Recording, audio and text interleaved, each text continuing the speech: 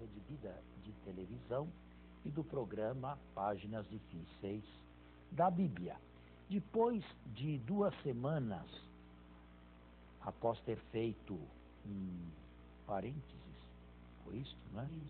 Para resolvermos problemas históricos a respeito dos evangelhos.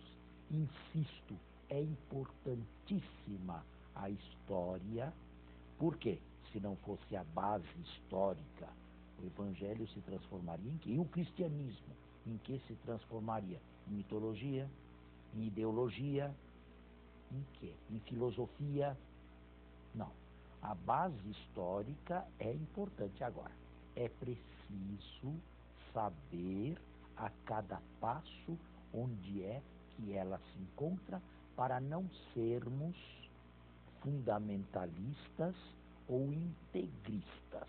Pessoas que vivem de meia dúzia de certezas e não dialogam com o mundo científico, com o mundo da exegese e com a própria modernidade.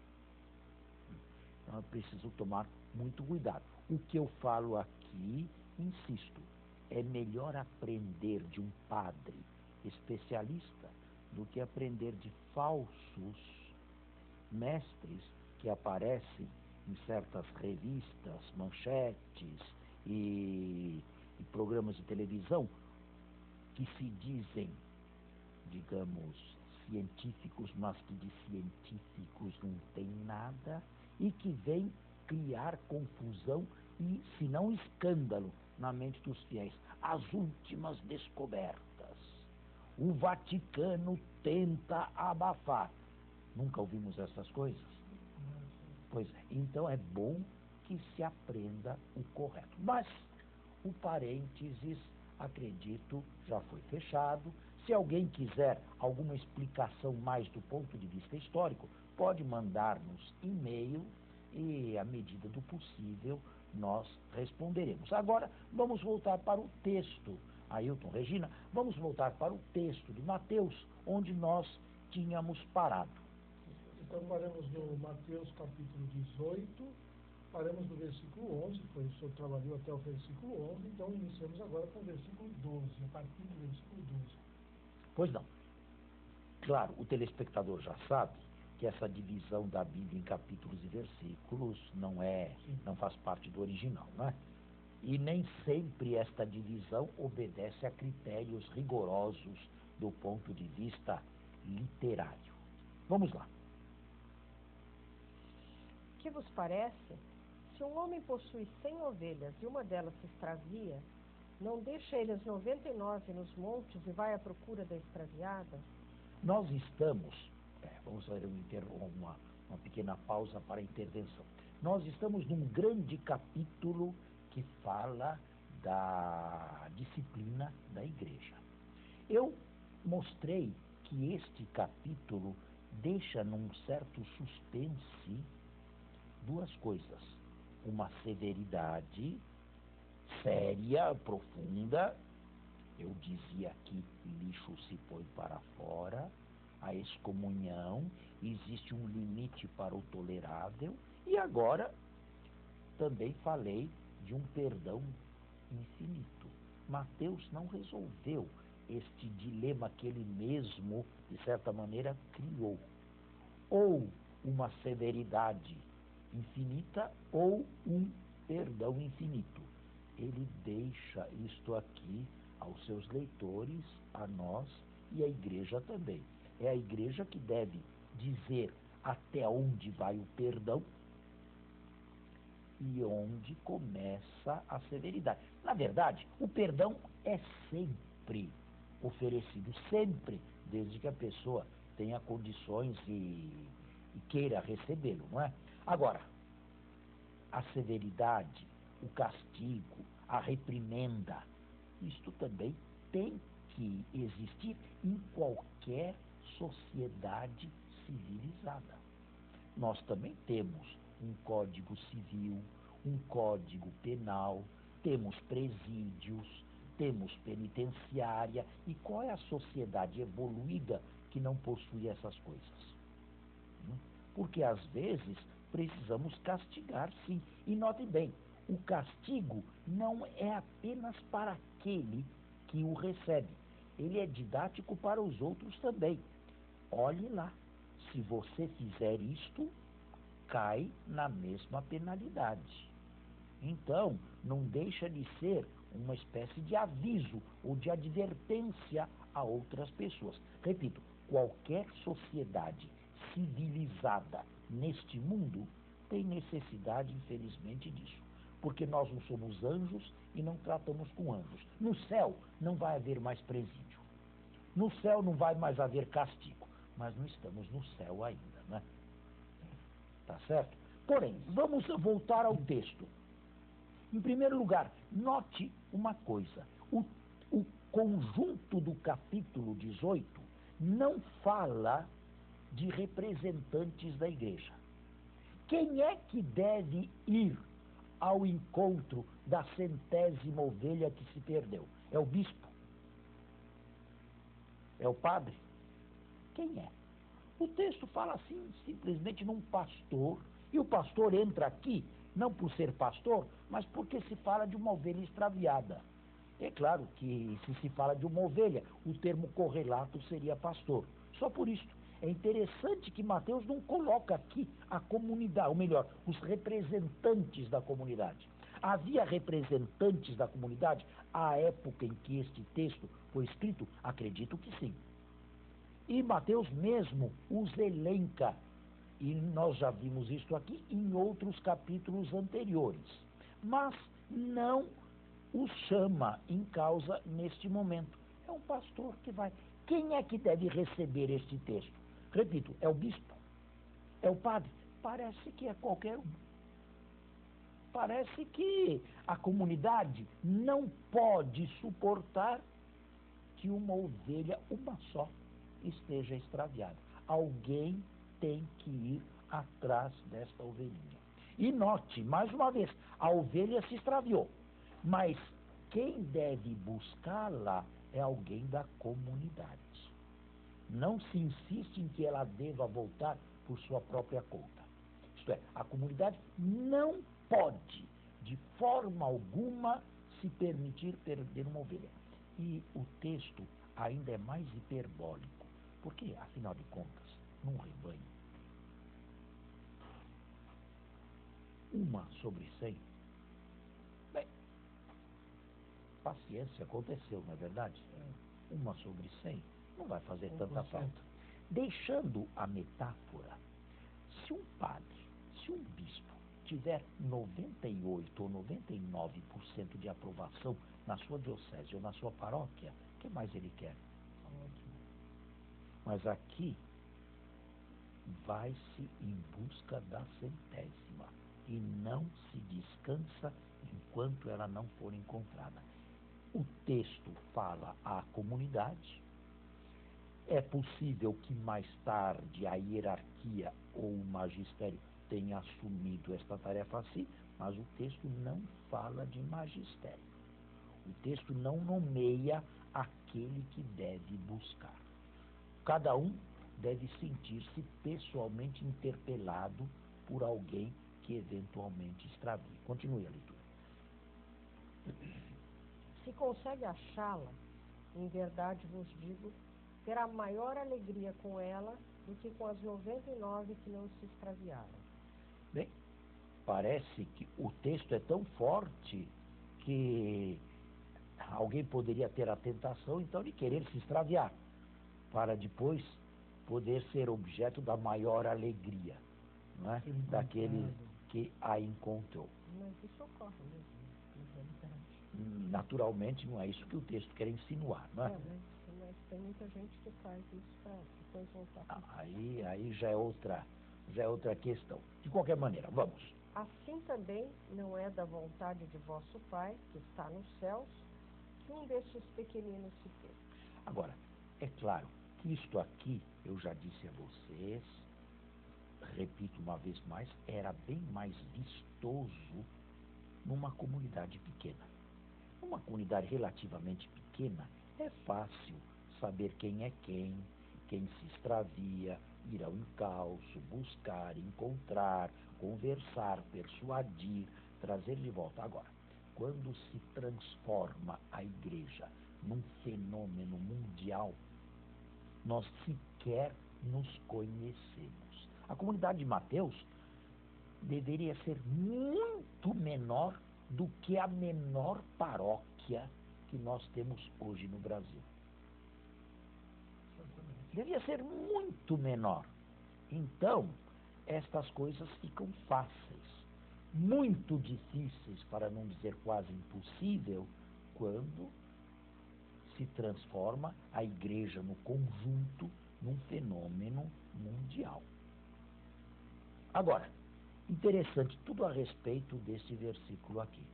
Nós estamos assistindo a um momento e a um movimento de refluxo da igreja. Acabou o tempo da cristandade, acabou o tempo do triunfalismo, da igreja que dominava a opinião pública, da igreja respeitada em todos os círculos. Isto acabou. Isto acontecia 70, 80 anos atrás. Agora não há mais. É possível que nós estejamos voltando a ser, e no futuro, eu não sei prognosticar, mas é possível que se chegue até lá, a ser novamente pequenas ilhas, pequenas comunidades. Nós temos que fazer o nosso intervalo e voltamos. Vamos de volta ao nosso segundo momento.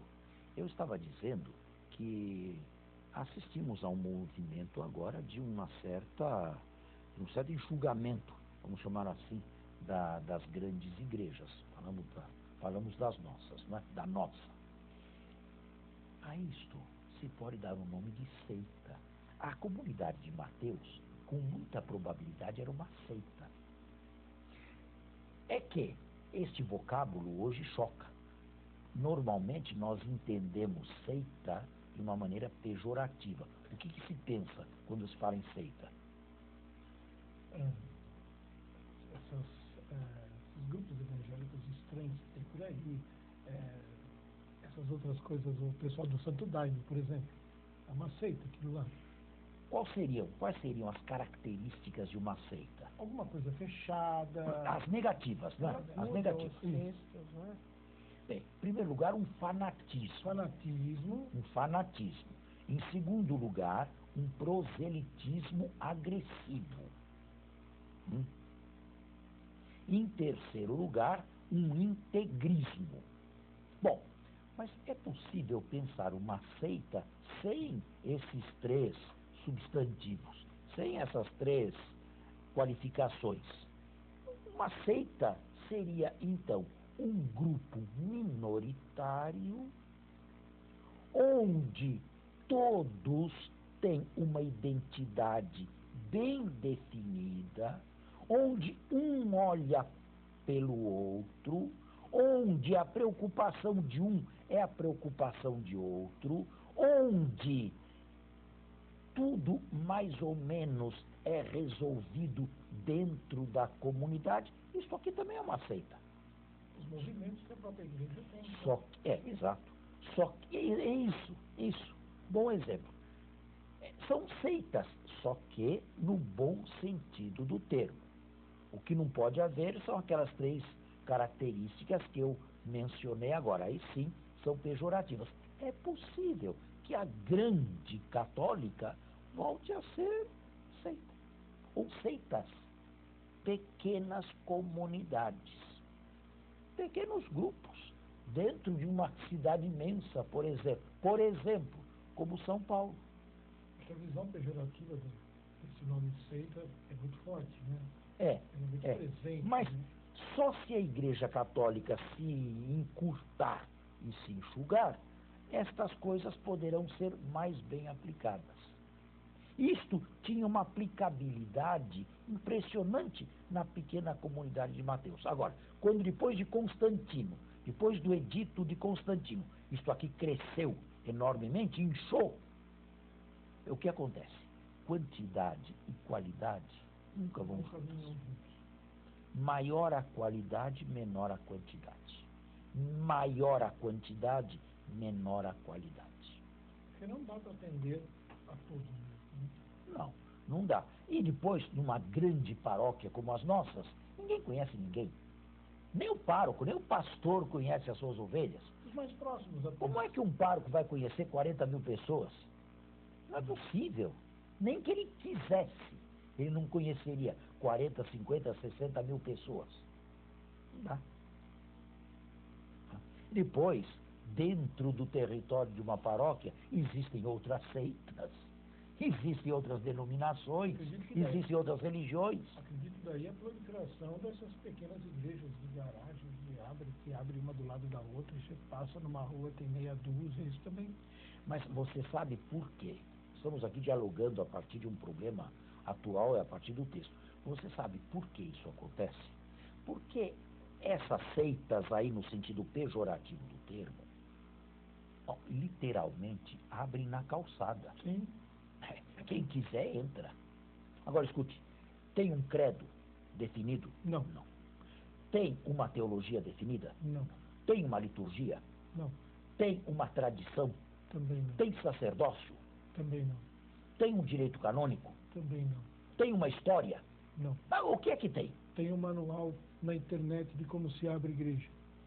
De garagem. O que é que Isso tem? tem. O que tem uma igreja dessa? Não tem nada. Tem nada. A não ser, A imunidade tributária. são bancos coletores. Sabe, nem mesmo no Conselho Mundial das Igrejas Cristãs, com sede em Genebra, não é em Roma, não. A sede é na Meca protestante, que é Genebra, na Suíça. Não são elas aí aceitas. Por quê? Porque para se ser membro do Conselho Mundial das Igrejas, é preciso, no mínimo, aceitar o credo niceno. A Trindade, Jesus Cristo, Filho de Deus, Salvador, e o batismo. Se não houver um mínimo de fé comum, como é que se pode chamar cristão? Se brinca com o termo. Se puxa a mais um poder esse termo aí, não é? E acaba cada um colocando dentro o que quer. Não. Nem no Conselho Mundial das Igrejas Cristãs não seriam aceitos. Mas no Brasil tem um problema mais forte ainda, que é justamente a imunidade de impostos, por exemplo. Então, o que acontece? Eles montam uma igreja para não pagar impostos. IPTU, para não pagar imposto de automóvel, põe tudo no nome da igreja e é por isso que está proliferando. E tem outra coisa, que eu acho, eu não sou jurista, não sou advogado, mas sou brasileiro e sou cidadão desse país aqui, além de padre. A Constituição não afirma que igreja e Estado são separados? Sim, mas ela dá imunidade, a Sim, tudo bem, dá imunidade mas estão separados igreja e Estado? Não. São duas entidades separadas? Muito bem. Por que essa concentração de pastores, enquanto pastores, no Congresso Nacional? Porque a Igreja Católica, por exemplo, proíbe os seus pastores de entrarem na política, de ingressarem.